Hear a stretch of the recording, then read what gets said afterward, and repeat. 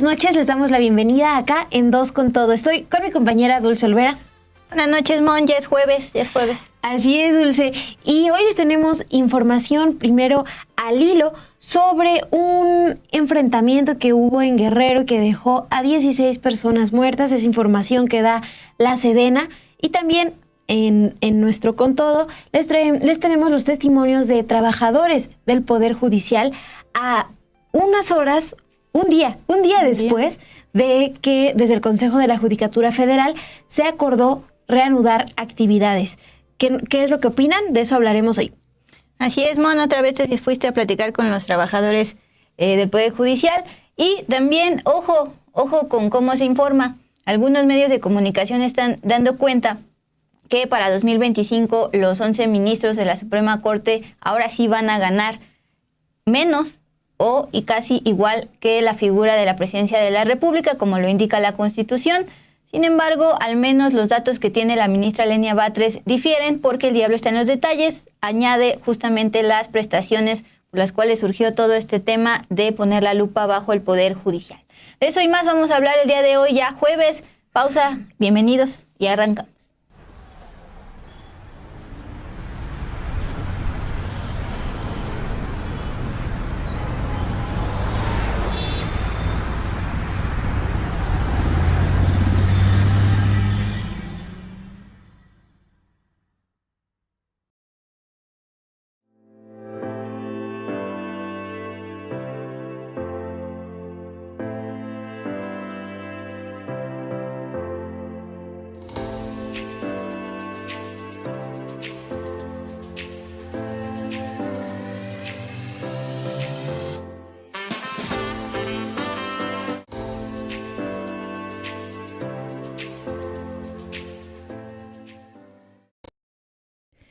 Bueno, ya estamos acá, Dulce, en el arranque de este Dos con Todo.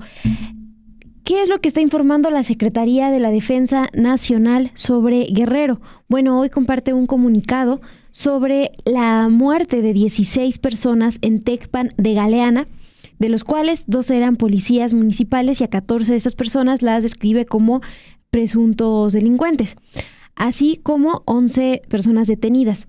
La Secretaría de la Defensa Nacional, la Sedena, reportó 2 enfrentamientos. Dijo que uno de ellos se realizó entre grupos delictivos y otro entre trabajadores del Ejército y de la Guardia Nacional.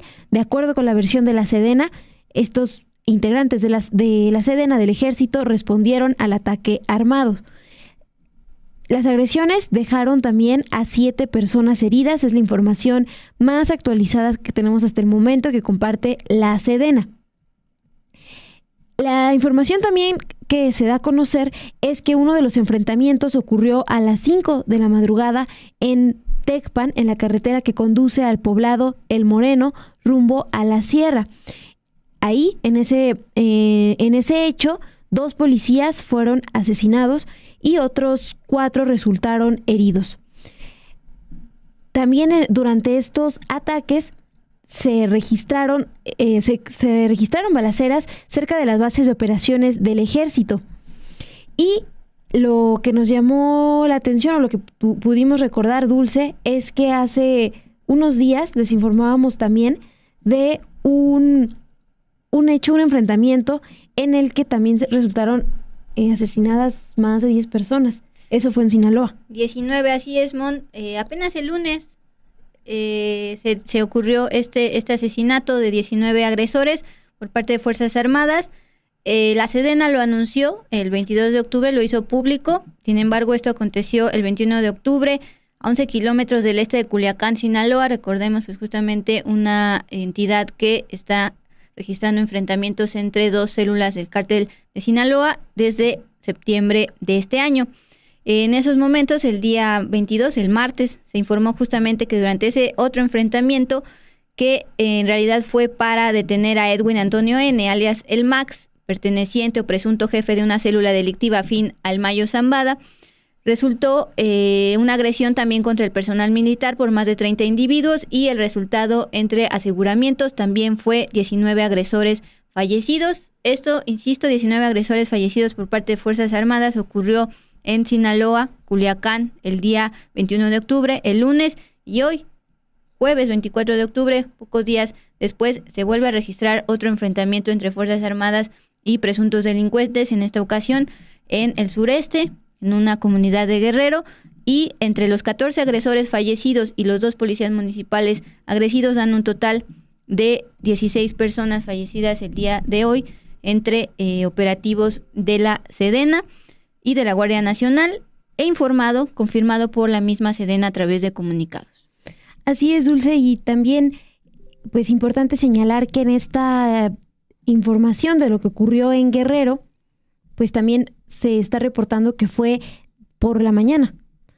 Por ello, el diario El Sur de Guerrero compartió también imágenes. Estamos viendo ahorita una de las fotografías que compartió el diario El Sur, donde da cuenta de que en estos hechos en Guerrero, al menos 3 tráilers y otros vehículos quedaron incendiados y estaban bloqueando la carretera rumbo a Acapulco.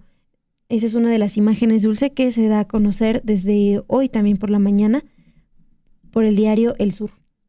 Bueno, evidentemente, al igual que ocurrió en Sinaloa, por parte de la Sedena ya se dio información a la Fiscalía General, en este caso de Guerrero, la que acudió al lugar de la agresión y ya inició con las diligencias ministeriales.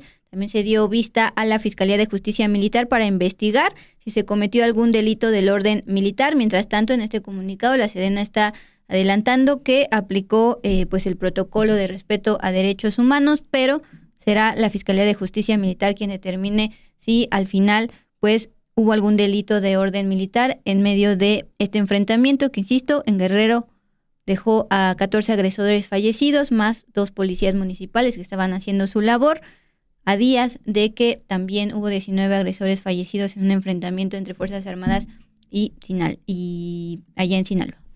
Así es, Dulce, pues para estar al pendiente de esta información, esto es la primera información que tenemos desde el gobierno de México, y pues son ellos los que dan las cifras, a ver cómo se desarrolla en estos días y si mañana en la conferencia matutina tal vez dan más detalles. Así es, Mon, justamente el día de hoy también la presidenta Claudia Sheinbaum pues aseguraba que harán todo lo posible porque este tipo de enfrentamientos no se sigan repitiendo, porque también recuerden que recién iniciado su gobierno, el mismo día hubo también un ataque por parte de Fuerzas Armadas en ese entonces a migrantes, mero 1 de octubre. Bien, vamos a pasar de página informativa en este jueves 24 de octubre.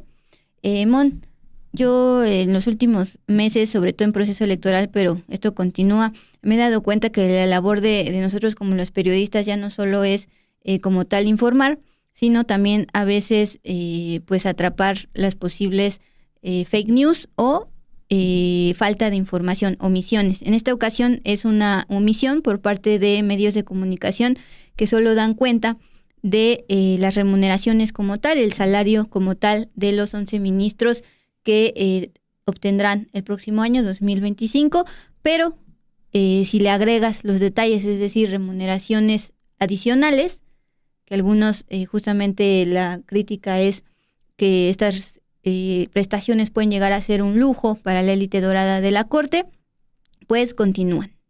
El día de hoy, el Pleno de la Suprema Corte de Justicia aprobó su proyecto presupuestal para el año 2025. Apenas hace un par de días trascendió a la prensa cuánto habían más o menos solicitado.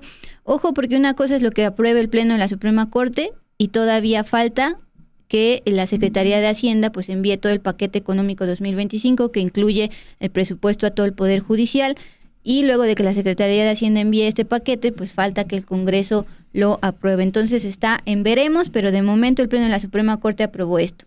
Sin embargo, medios como Reforma y El Universal están asegurando que se incluye una disminución a los sueldos de ministras y ministros y además a otros cientos de servidores públicos dentro del Poder Judicial. Insisto, subrayo, se están refiriendo a la remuneración. Ahí dice claramente remuneración, tradúzcalo como salario. Sin embargo, el diablo está en los detalles y la ministra Lenia Batres afirmó en su tuit que esto sería falso porque justamente se le tiene que agregar las prestaciones especiales, a lo cual ya sumado, pues justamente se ve un comparativo A ver si Luis justamente nos puede ayudar con esta tabla que planteó la ministra Lenia Batres. Ahí está, Luis, por favor, para que se entienda mejor este comparativo que realiza y cómo se le añade en el inciso B y C prestaciones anuales netas y prestaciones adicionales anuales netas, los cual ya da cuenta que en efecto los ministros no van a ganar igual o menos que la figura de la presidencia de la República, como exige el artículo 117 constitucional, sino que pues ahí está. Miren, persona titular del Poder Ejecutivo Federal en estos momentos, la presidenta Claudia Sheinbaum. Ministra o ministro de la Suprema Corte, en estos momentos todavía 11 ministros, aunque la reforma ya aprobada diga que se van a disminuir a 9. Sueldos y salarios anuales netos, ahí sí se ve cómo claramente van a ganar menos. Léalo usted mismo, 1.588.000 al año va a ganar la presidenta. Y un ministro va a ganar 1.581 millones al año, pero nada más de sueldo. Ahí sí, la portada de reforma estaría en lo correcto. Pero si usted le añade prestaciones anuales más prestaciones adicionales anuales netas, pues ahí ya da un total de 2.716 millones de pesos para... No, estoy leyendo mal. 2.716.000 para la presidenta Claudia Sheinbaum al año y 5.325.000 pesos a un ministro o ministra al año. Entonces vuelvo a leer, estaba leyendo mal. 1.588.000 pesos va a ganar la presidenta en 2025 todo el año, es decir, más que el 1.581.000 pesos de salario de los próximos ministros, o de los ministros más bien en el 2025. Pero si ya le agregas las prestaciones, pues ya te da un total de 2.7 millones frente y muchísimo más que el 5.3 millones. Es por eso que la propia ministra Lenia Batres dice la diferencia ya no será de 3-1, sino de 2-1. Así es, Dulce, pues está el importante hacer este comparativo y qué bueno que pudieron ponernos la gráfica porque queda mucho más claro, ¿no? El estar viendo ahí las cifras y pues explicarles por qué la ministra Lenia Batres plantea que las remuneraciones al final van a quedar 49% más que las remuneraciones de la presidenta Claudia Sheinbaum, lo que está compartiendo hace unos minutos antes de que entráramos acá en vivo. Sí, simplemente enfatizar que esto todavía falta por ser enviado y revisado por la Secretaría de Hacienda y al final quien tiene la última palabra es el Congreso cuando aprueba este paquete económico.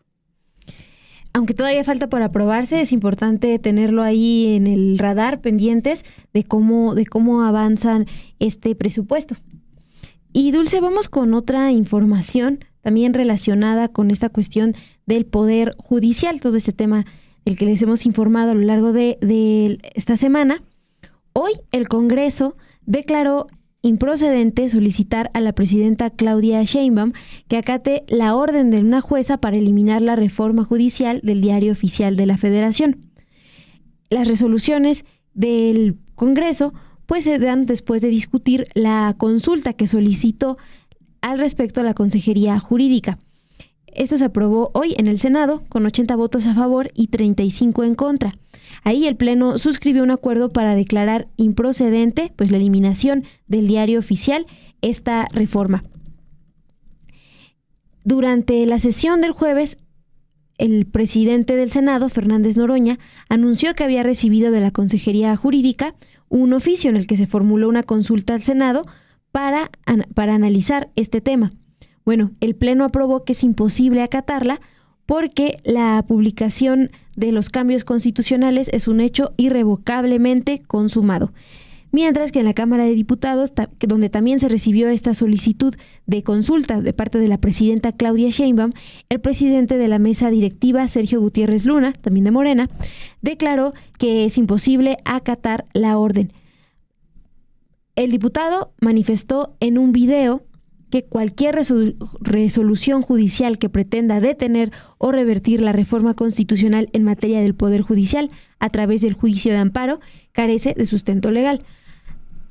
Pues esto coincide con lo que hemos escuchado en los últimos días de parte de la presidenta Claudia Sheinbaum. Este señalamiento de que ya se aprobó la reforma, ya está publicada en el Diario Oficial de la Federación y pues no van a eliminarla del Diario Oficial de la Federación. Nada más para que ustedes recuerden, el planteamiento se hizo porque ya se había solicitado que no se publicara todavía durante el gobierno del presidente Andrés Manuel López Obrador. Por eso la petición ahora es que se elimine del Diario Oficial una vez que ya había sido publicada, Dulce, para que lo tengan ahí de contexto.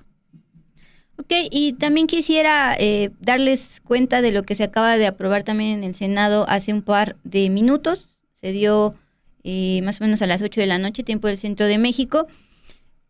Acuérdense que a la par de las reformas estructurales enviadas por el entonces presidente López Obrador al Congreso en 5 de febrero, la presidenta Claudia Sheinbaum añadió también, ya cuando era presidenta, otras reformas con perspectiva de género. Bueno, en el Senado ya se aprobó, falta en diputados, se aprobó por unanimidad una serie de reformas a la Constitución en materia de derechos para las mujeres que envió la presidenta Claudia Sheinbaum, quien por cierto esta tarde-noche se reunió con también un símbolo de derechos de las mujeres, se me está yendo su nombre, Malala.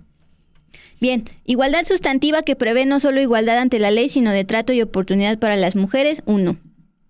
La famosa igualdad sustantiva. 2. Incorpora la perspectiva de género ya a la Constitución. 3. Obligación del Estado para garantizar por el derecho de una vida sin violencias. Y finalmente reformas también en materia de justicia, paridad y eliminación de la brecha salarial de género. Acuérdense que pues en muchos de los trabajos las mujeres ganan menos, aunque hagan el mismo trabajo que un hombre. Agradezco el gran trabajo de todas aquellas mujeres anónimas que históricamente han luchado por nuestros derechos, está diciendo Citlali Hernández, actualmente secretaria de Mujeres. Y bueno, pues también pues legisladora en su momento y también secretaria de Morena también en su momento.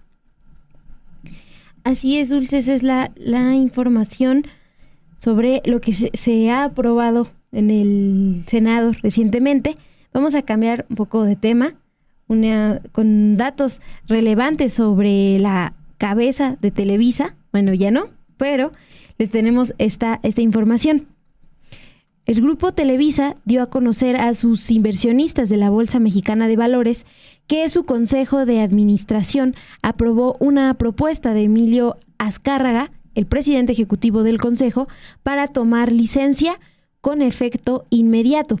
Esto en tanto se resuelve la investigación que está llevando a cabo el Departamento de Justicia de los Estados Unidos, una investigación relacionada con la FIFA, específicamente el caso conocido como FIFA Gate, una trama de corrupción donde se acusó a Televisa de supuestamente haber sobornado con $15 millones a altos ejecutivos de la FIFA, la Federación Internacional de Fútbol.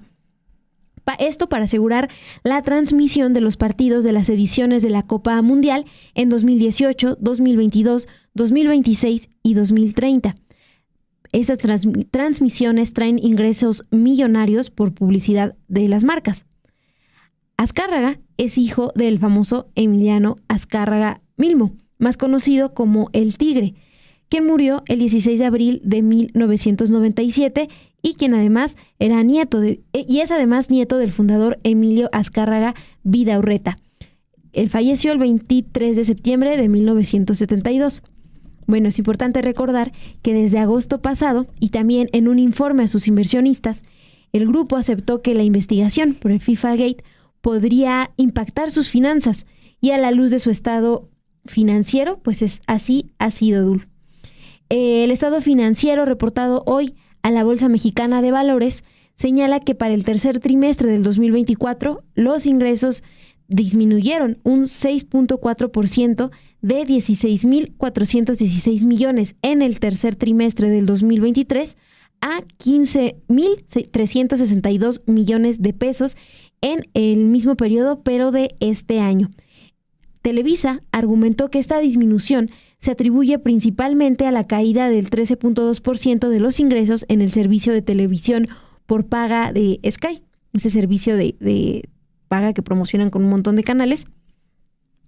También importante recordar que en el 2023 Televisa acordó pagar $95 millones para resolver una demanda colectiva a los accionistas. Sus demandantes argumentaban que las acusaciones de soborno habían afectado el valor de las acciones de Televisa porque inflaron artificialmente el valor de sus ADR que se negocian en Estados Unidos.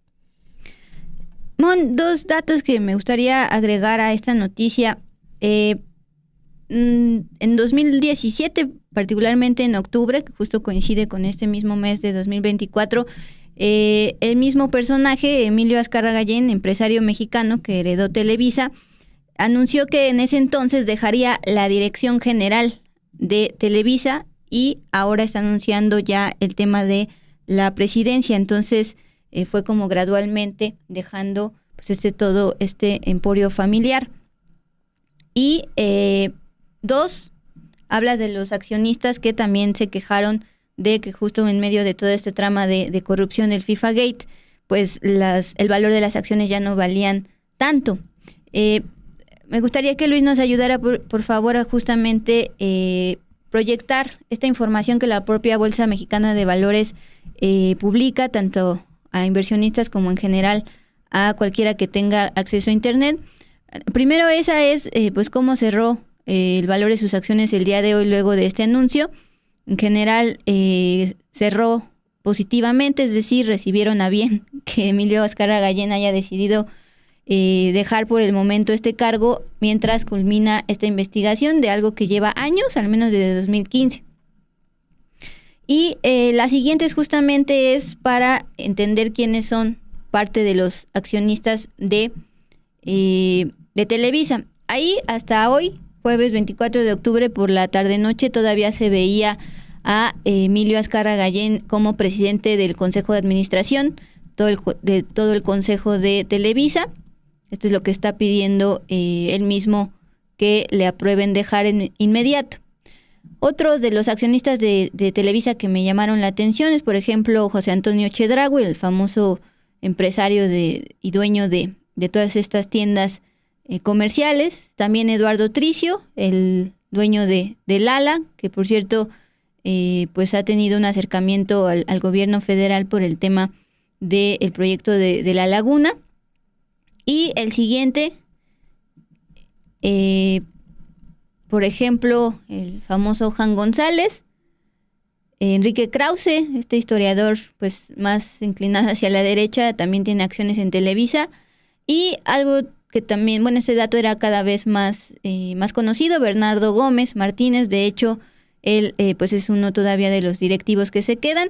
Y te decíamos, me llamó la atención ver a la periodista Denise Merker Salmón como también accionista de Televisa y pues además conductora de un programa de esta empresa. Entonces, ahí está esta actualización de lo ocurrido en octubre de 2017, cuando deja la dirección general y ahora la presidencia, pero ahora no solo en medio de unos resultados financieros negativos, sino también en medio de esta investigación del FIFA Gate por el tema de supuestos sobornos de Televisa a FIFA para obtener transmisiones, que a su vez estas transmisiones le iban a generar pues contratos millonarios de publicidad.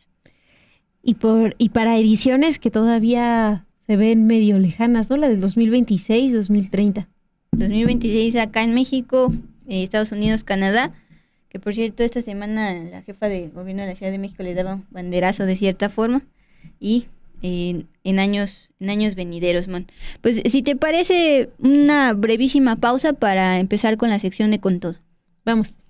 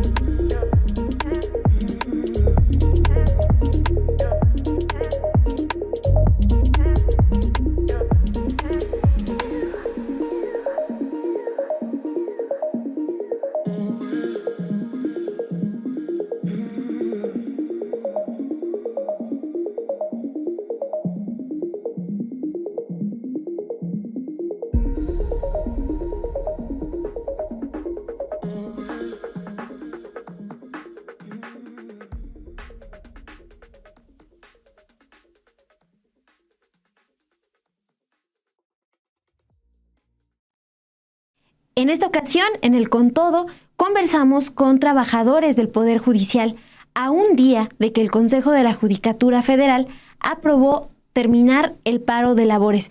Y no solo aprobó eso, sino que planteó que ya podrían tomar medidas contra los trabajadores que decidieran no regresar. Medidas como, pues, el descuento de sus salarios. Por eso, hoy tenemos los testimonios de David Cepeda, un oficial de servicios y de mantenimiento en el Consejo de la Judicatura Federal que ha trabajado en la Judicatura por más de 30 años. También los testimonios de Jorge Aguirre y de José Albarán, otros trabajadores del Poder Judicial. Ellos están en contra de terminar ya con el paro. También les tenemos la información de qué es lo que están comentando desde la JUFED, la Asociación de Jueces y Magistrados. Acompáñenos y vamos con todo.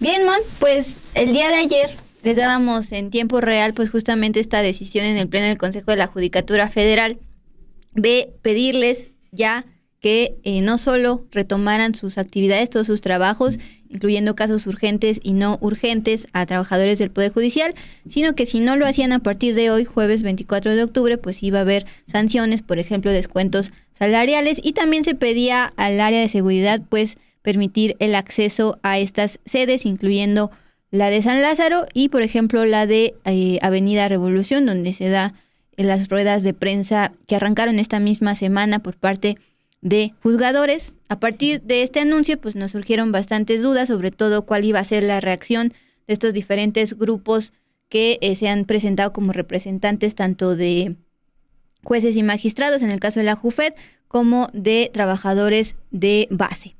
Bien, simplemente para recordar qué decía la circular 23-2024 del Consejo de la Judicatura, que derivó en las reacciones que les vamos a dar cuenta. Los tribunales están obligados a dar cumplimiento a las disposiciones en materia administrativa, entre otras el control de asistencia, a fin de garantizar el óptimo funcionamiento de impartición de justicia, ya empezar a checar la asistencia, por lo que las áreas administrativas deberán aplicar la normativa vigente al personal que no asista a laborar, esto a partir del día 24 de octubre, eso lo advertían ayer, hoy ya casi está culminando el jueves y se han registrado resistencias para hacerlo.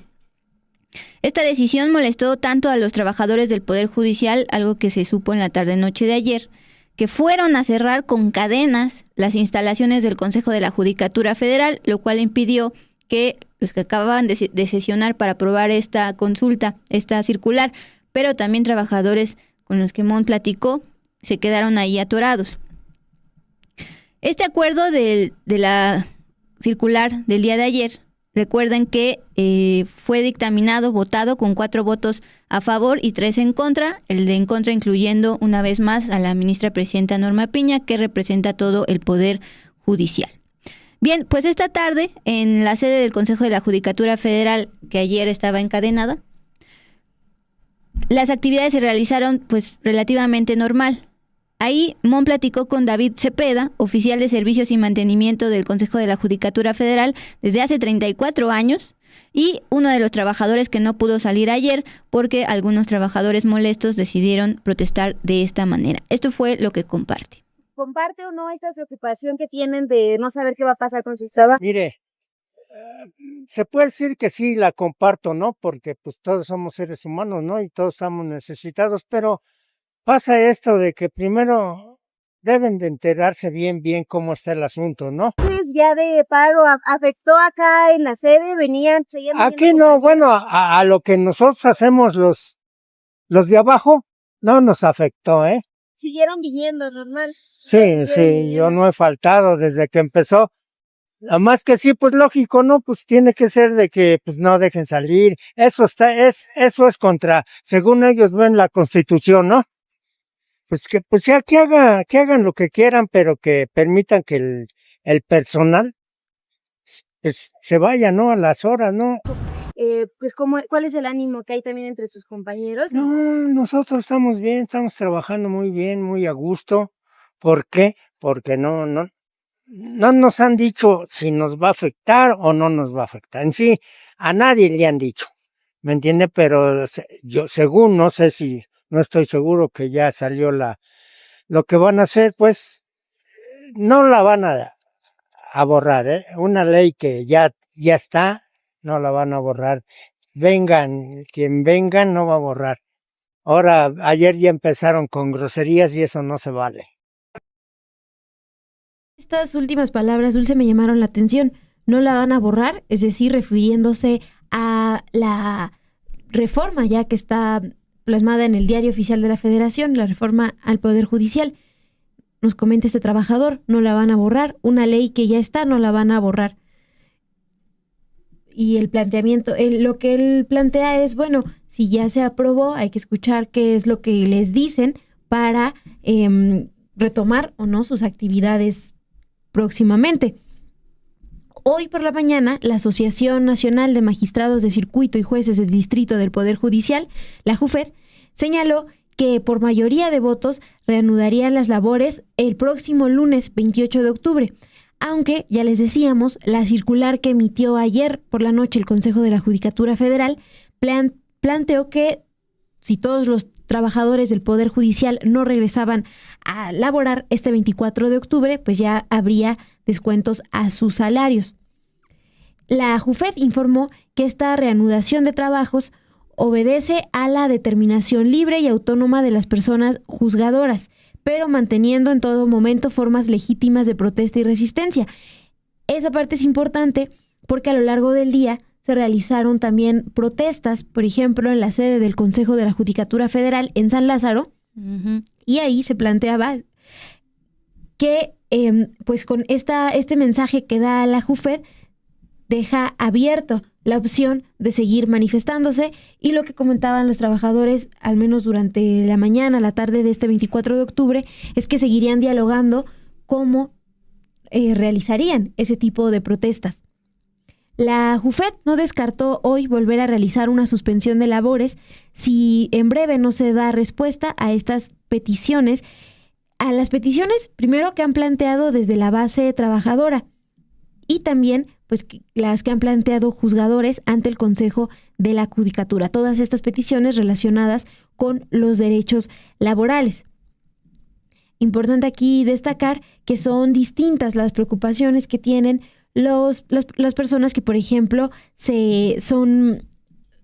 no tienen cargos de jueces, ¿no? Es decir, las personas que están en la parte administrativa, las personas que también trabajan en los juzgados, pero no tienen los cargos de jueces. Los que ellos están buscando, y es lo que nos comentaron no solo hoy afuera de la sede del Consejo de la Judicatura en Insurgentes, sino lo que nos comentaron hace unos días afuera de la sede de San Lázaro, pues es la garantía de que va a pasar con sus trabajos. Hoy también la JUFED pidió a la Suprema Corte resolver varias impugnaciones, todas estas impugnaciones que se han presentado contra la reforma al Poder Judicial, para, según comentaron, restaurar el orden constitucional del país.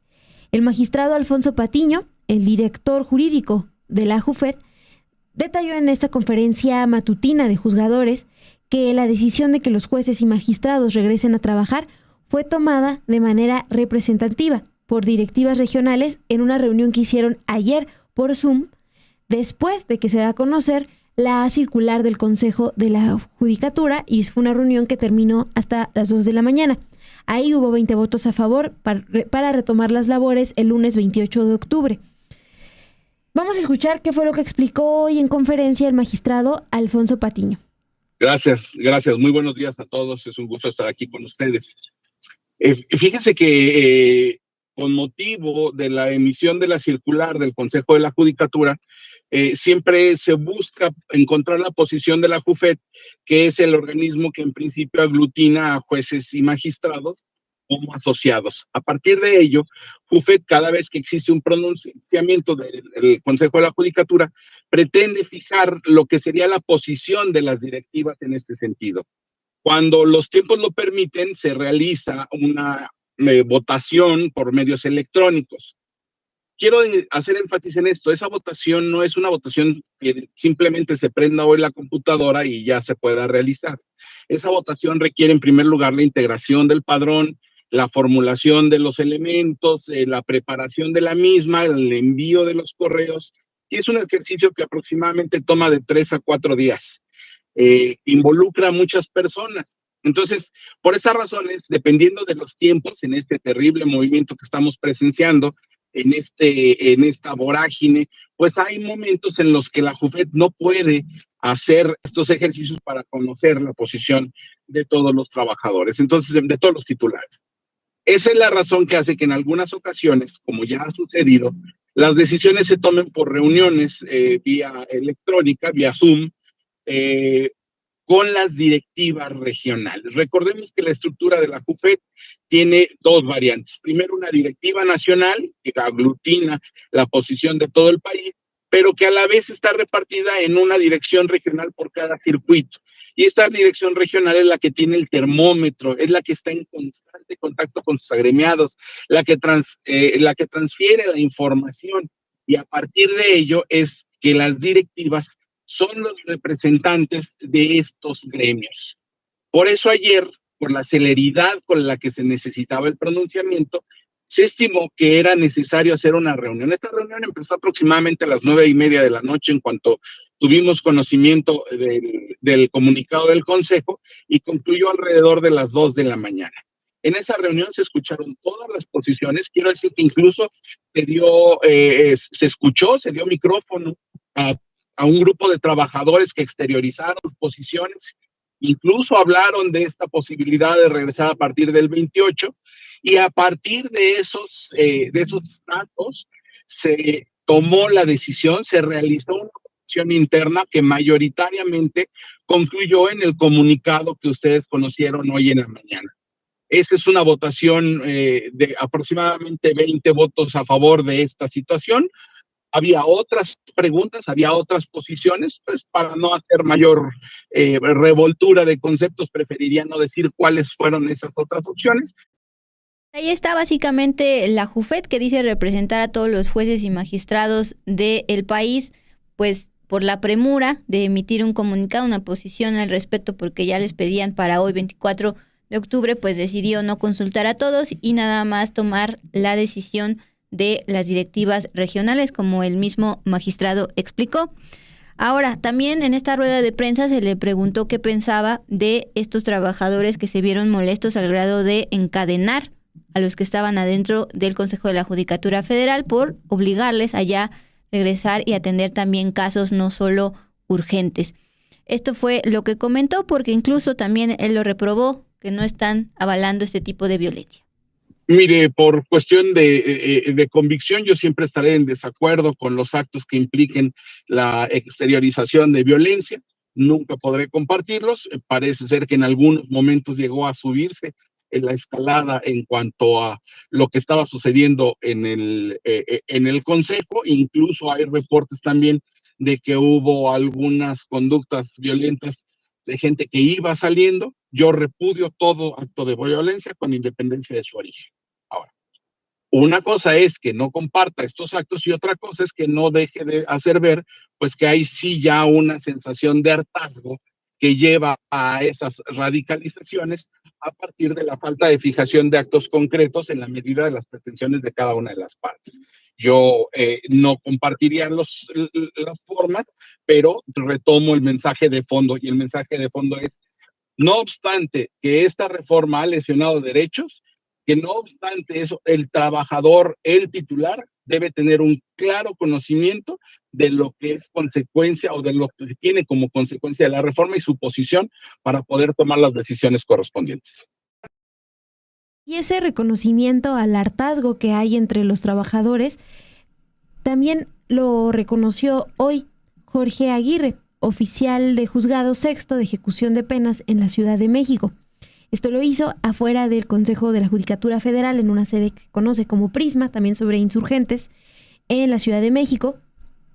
Y ahí las instalaciones todavía hasta hoy permanecían cerradas. Lo que encontramos ahí es algo similar a lo que les compartimos durante esta semana, que se puede observar todavía afuera de la sede del Consejo en San Lázaro. Es decir, hay trabajadores del Poder Judicial que están sentados en carpas y ahí hay una mesa en la entrada de estos juzgados a la que las personas pues llevan sus casos y definen a quién pueden enviarlos, cómo van a proceder. Como estamos viendo, ahí está una de las carpas. Ese es el de Prisma.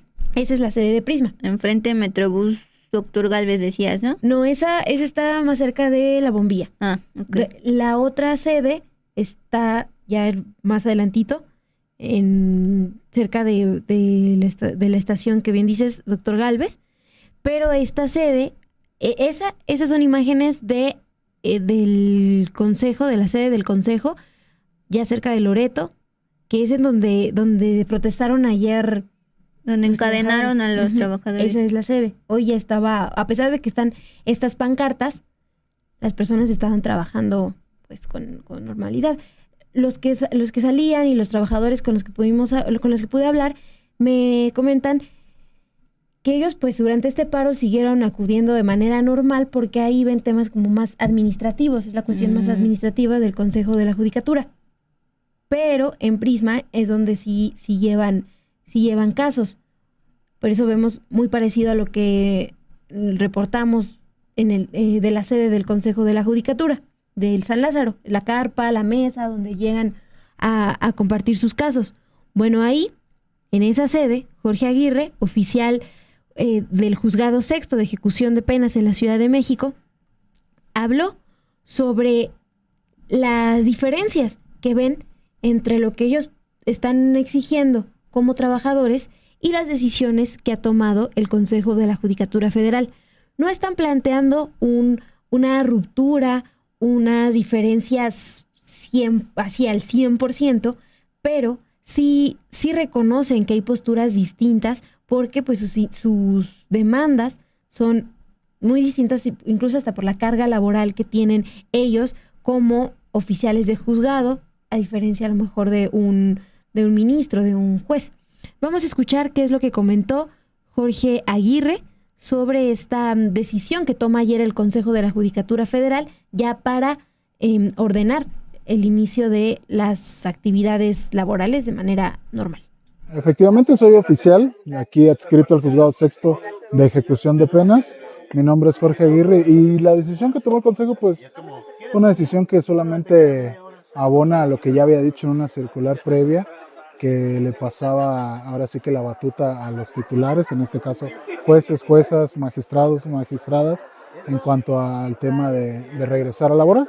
Y pues sabemos que parte de este movimiento es en unidad y que la JUFED, que es la organización que pues es una AC que dirige a todos los jueces, ha tomado la batuta de llevar la unidad en cuanto a ese tema, y creemos que pues nada, que solamente es un exhorto más hacia los trabajadores que seguimos inconformes con su actuar del Consejo al pasarse por alto una determinación judicial, una suspensión, y que a su vez nos da a nosotros pues la poca certeza de qué entonces hará si no respetó una determinación judicial, que hará con nosotros como trabajadores.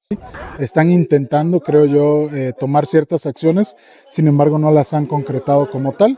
Son puros planes que no hemos visto aterrizados en acuerdos circulares, en cosas formales. Somos abogados todos acá y creemos que la formalidad de un papel habla más que una promesa al aire. Entonces, hasta no ver eso, pues sí, es cierto hartazgo, cierta poca certeza que nos puede dar ellos como patrones a nosotros como base trabajadora. Pues, ¿qué buscamos los trabajadores? Esa certeza de que, pues los de base tengamos la certeza de siempre tener nuestro empleo, como al día de antes de la reforma veníamos asegurándonos.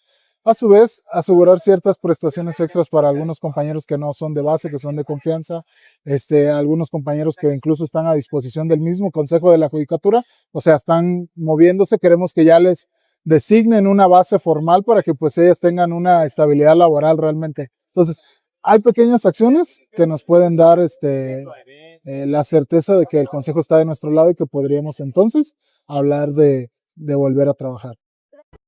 Bien, una de las preocupaciones que han dicho una y otra vez los trabajadores del Poder Judicial es la incertidumbre que tienen respecto a si van a perder o no derechos laborales, ciertas prestaciones. La presidenta Claudia Sheinbaum ha dicho también una y otra vez que esta reforma no toca a los derechos laborales, más bien era por el lado de la elección, que pues está avanzando poco a poco por el lado del INE. Y, por ejemplo, José Albarán, oficial judicial C del Juzgado 16º en materia penal de la Ciudad de México, así son los cargos porque tienen que determinar si es materia administrativa, civil, en este caso es penal y aquí en la Ciudad de México. Bien, él, José, está diciendo que también defiende que sus necesidades como trabajadores tienen que ver con la falta de garantías para ejercer sus cargos y siguen viendo dudas en el respaldo del Consejo de la Judicatura Federal. Claramente es uno divisorio, porque es uno de miedo. Aquí nosotros estamos fuera, protegiendo no solo la integridad constitucional, la integridad convencional, la integridad de los derechos humanos y de la independencia judicial, sino además que se garantice el respeto a nuestros derechos laborales, que al final son cuestiones presupuestarias. ¿Quiénes nos van a dar la cara presupuestariamente? Pues el Consejo ante la Cámara de Diputados. Ya el día de ayer también se logró entablar un comunicado, una línea de comunicación con la Cámara de Diputados por parte de los trabajadores. El Consejo sí, ya nosotros ya no estamos viendo claramente un apoyo. Un apoyo como lo vimos en las primeras circulares del 16-2024, incluso 19 o 20, en la que nos estaban permitiendo la suspensión, veíamos ahí una línea clara en la que no íbamos a ser perseguidos, no íbamos a ser desamparados. Ahora con la circular 22-2024 y la 23, no activamente nos persigue, simplemente está dejándola la facultad, tanto a la ciudadanía como a los titulares, de hacer lo que ellos en su conciencia corresponda, ¿no? Y ya deja a los trabajadores que si se van a defender, tendrá que ser en mayoría y en conjunto. Nosotros yo creo que por la tómbola que sucedió, algunos titulares cambiaron de opinión a seguir con el paro, porque ya vieron cantado el fin de la protección constitucional, ya ni siquiera sus trabajos, o sea, el fin de la protección constitucional, y otros tal vez ya dijeron, no puedo hacer más, así que voy a hacer lo que pueda por el momento, y ya quieren regresar, para poder, pues, realizar las labores que le quedan por el tiempo que le queda. O sea, no tampoco es pensar mal de ellos, pero sí esa decisión del sábado claramente dividió a los titulares. Nosotros los trabajadores siempre vivimos con incertidumbre y hemos luchado para obtenerla y seguimos luchando. O sea, el punto de las manifestaciones del Consejo es que nos digan fehacientemente que nos van a respaldar pase lo que pase.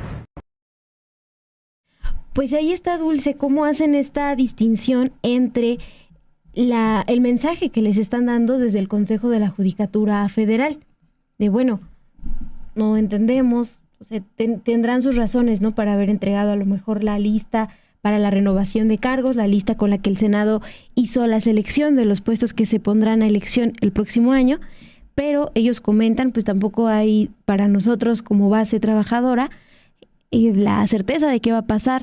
En el chat nos comentan, bueno, ya se ha dicho muchas veces que sus derechos laborales van a estar, no se van a ver afectados, ¿no?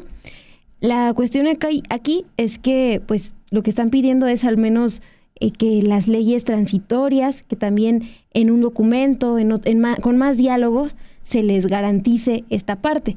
Pues son dos posturas de trabajadores también del Poder Judicial, muy distintas a las que vemos incluso en la conferencia, en esta contramañanera que llevan unos días realizando los jueces.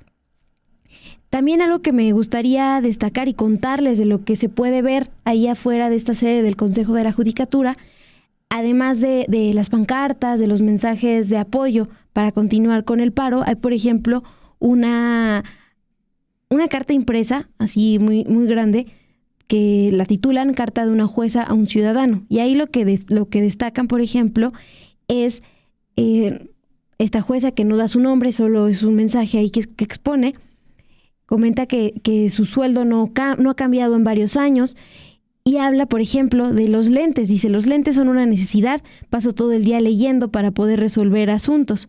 Es una necesidad, no un privilegio. Me detengo a esa parte porque en este segundo fragmento de la entrevista con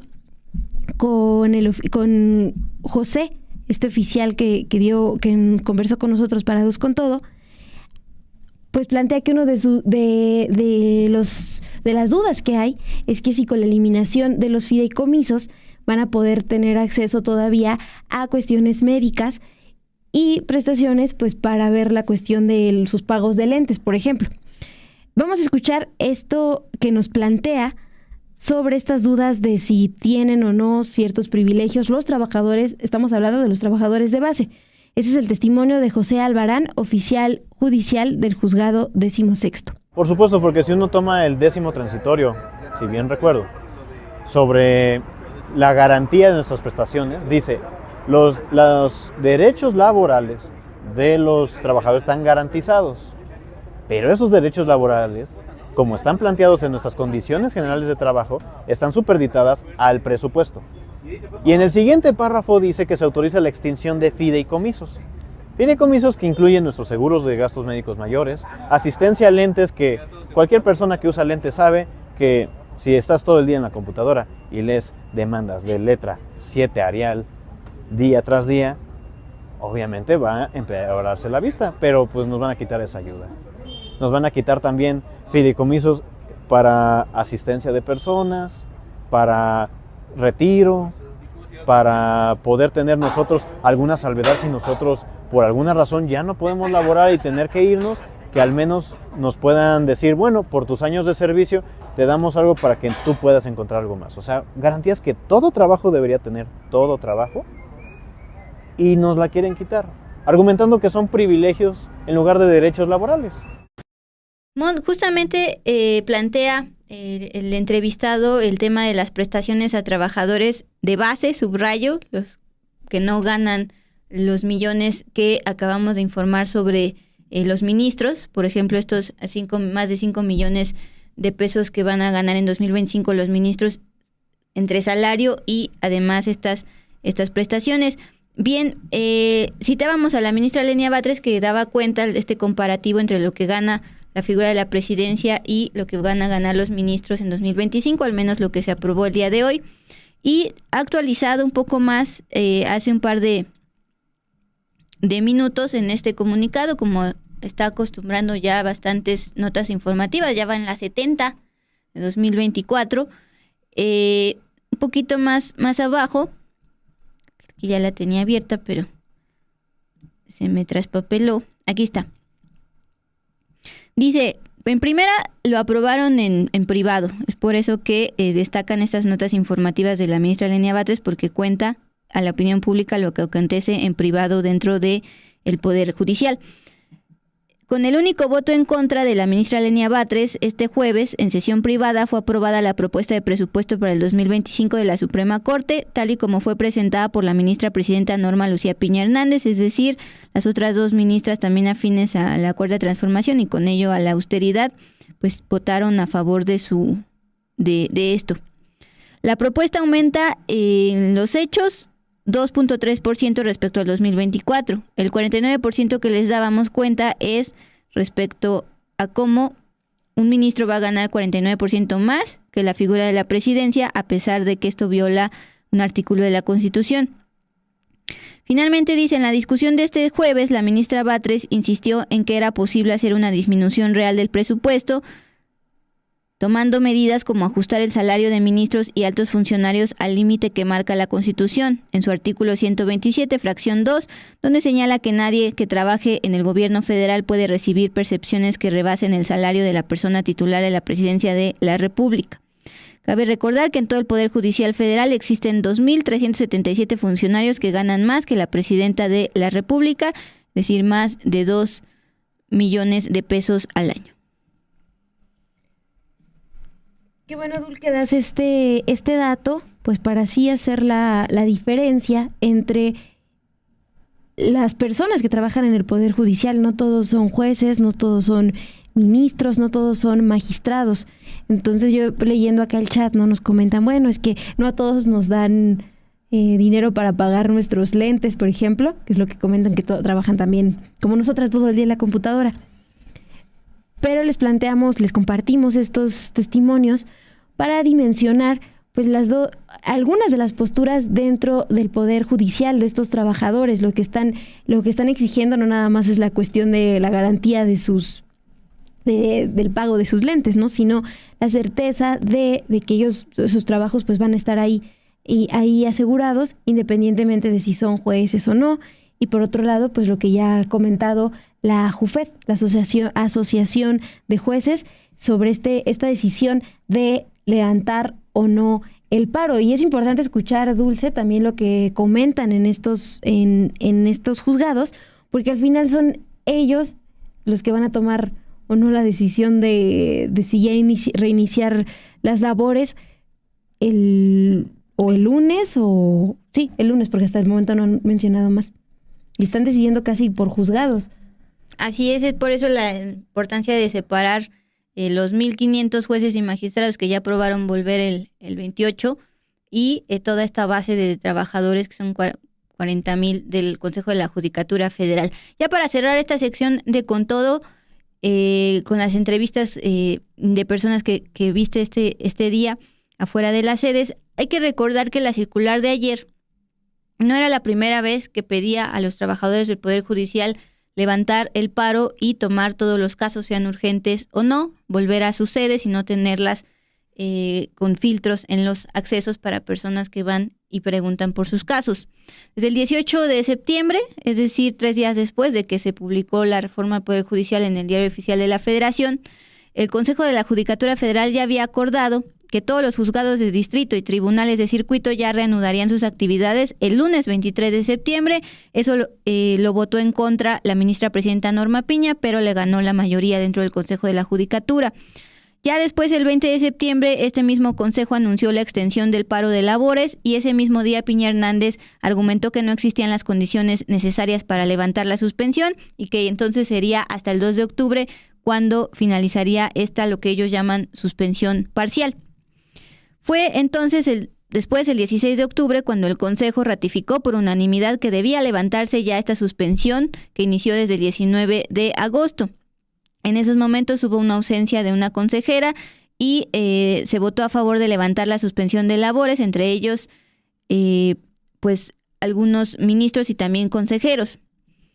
Finalmente, 23 de octubre, el Consejo de la Judicatura acordó finalizar el paro de labores a jueces de distrito y tribunales de circuito ayer, pero ya en un tono, como ustedes escucharon, ya más estricto, porque ya no solo les pedía que por favor regresen a trabajar, sino ya les decía, si no regresas mañana, vas a tener consecuencias en descuentos salariales y además mandó a seguridad a los accesos. Y aún así, en conclusión con esta sección de Con Todo, pues hay todavía resistencias de trabajadores a regresar a trabajar a partir de hoy, a pesar de las consecuencias que tienen no hacerlo. Así es, Dulce, pues seguiremos informando de este tema. Alguien nos comentaba aquí que es importante estar al pendiente. Eduardo nos escribe, sigan hablando por favor de este asunto, nos interesa a todos los que votamos por una reforma judicial. Pues gracias por sus comentarios y sí les seguiremos acá informando de cómo avanza esta cuestión, no solo con los trabajadores del Poder Judicial, sino también los pronunciamientos que hay desde el Senado, desde la Cámara de Diputados y pues desde la propia Corte, Dulce. Y estamos llegando al final de este Con Todo. Vamos ahora con una información importante para destacar al cierre. Hoy se tuvo información sobre la detonación de autos en Acámbaro y Jerécuaro, Guanajuato. Por ello, pues se desplegaron operativos. El gobierno de Guanajuato confirmó la explosión de estos autos. La imagen que estamos viendo es de la Secretaría de Seguridad Pública de Acámbaro. Ahí, un coche bomba estalló afuera de las instalaciones de la Dirección de Seguridad Pública, lo que dejó a 3 policías lesionados, entre ellos una mujer policía que fue reportada como grave. También daños materiales al edificio, a 4 casas cercanas y a los vehículos de 7 civiles. Casi a la par, medios locales reportaron otro estallido en el municipio de Jerécuaro. Ahí la información que se dio a conocer es que un grupo armado incendió una patrulla. Por estos hechos, desde la mañana de este 24 de octubre, la gobernadora Livia García Muñoz informó que para pacificar al estado se desplegó un operativo por tierra y aire con las fuerzas de seguridad pública del estado, con apoyo a las policías municipales y en coordinación con la Sedena y la Guardia Nacional. Por estos hechos se le preguntó a la presidenta Claudia Sheinbaum y ella destacó que ya se está investigando por parte de la Fiscalía General de la República porque se trató de ataques con explosivos. Hay que recordar que Guanajuato sigue siendo el estado con más homicidios en el país. Y también, pues nada más para ir cerrando, Dulce, recordar que les planteamos casi al inicio otros hechos de violencia en Sinaloa. Bueno, en Sinaloa el gobernador de esta entidad, Rubén Rocha, pues también se reunió hoy con senadores y diputados de Morena y les pidió pues que depositen su confianza en él y no hagan caso a estos señalamientos que lo relacionan con el cártel de Sinaloa. Esta información pues para dimensionar también los hechos de violencia primero en Guanajuato y lo que está pasando en Sinaloa, lo que están haciendo las autoridades acá para reunirse con otras autoridades a nivel federal. Pues con esto justamente nos despedimos. Muchísimas gracias por haber estado con nosotros. Leímos cada uno de sus comentarios en torno a el tema de las prestaciones y los trabajadores en general del Poder Judicial. Gracias por sus comentarios, también por su compañía en esta noche de jueves 24 de octubre. Ya mañana, gracias al Señor, es viernes. Entonces, gracias en producción, Nelce García, a Luis Mata en operaciones, a Ana Méndez en diseño. Y ustedes muy bien, Mon. Gracias, Zul. Nos vemos mañana aquí en Dos con Todos. Gracias por sus likes, por sus comentarios. Y hasta mañana.